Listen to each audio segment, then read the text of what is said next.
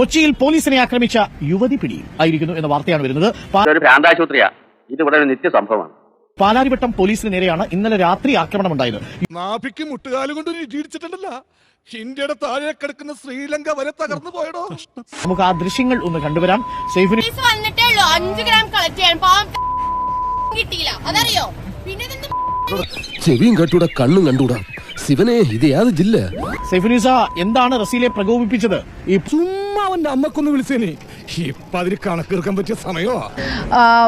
ഈ അരുൺകുമാർ ഇത് ഈ ചെറിയ കക്ഷിയൊന്നുമല്ല. നേരത്തെ തന്നെ പാലാരിവട്ടം പോലീസ് സ്റ്റേഷനിൽ 2 കേസുകളുള്ളതാണ്. ഒന്ന് NDPS കേസാണ്, മറ്റൊന്ന് ഹോസ്റ്റൽ അടിച്ചു തകർത്ത കേസാണ്. പറഞ്ഞു കേട്ടതുപോലെ തന്നെ ആളിത്തിരി ഹറാമ്പർപ്പ, ഇത്തിരി റഫൻ ലടോ.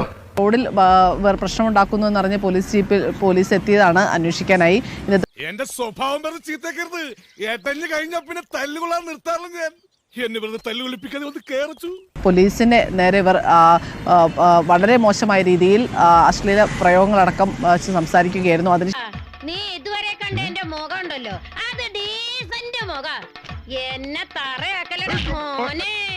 പിന്നീട് വനിതാ പോലീസ് എത്തിയാണ് ഇവരെ കസ്റ്റഡിയിലെടുത്തത്. ഈ റസ്ലയും ഒപ്പം തന്നെ കൂടെയുള്ള സുഹൃത്ത് പ്രവീണിനെയും ഇപ്പോൾ പോലീസ് കസ്റ്റഡിയിലെടുത്തിട്ടുണ്ട്. എങ്ങനെയുണ്ട് സീൻ?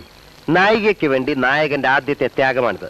ഇനി സെന്റിമെന്റ്. അപ്പം റസീല എന്ന് പറയുന്ന കോഴിക്കോട് സ്വദേശിനിയാണ് പോലീസ് ഇപ്പോൾ കസ്റ്റഡിയിലെടുത്തിരിക്കുന്നത്. നേരത്തെ 2 കേസുകളിൽ പ്രതിയാണ്. ഇങ്ങനെ പോയാൽ താമസിയാതെ കാപ്പ കേസിലെ പ്രതിയായി തീരുകയും ചെയ്യും റസീല എന്ന് പറയുന്നത്.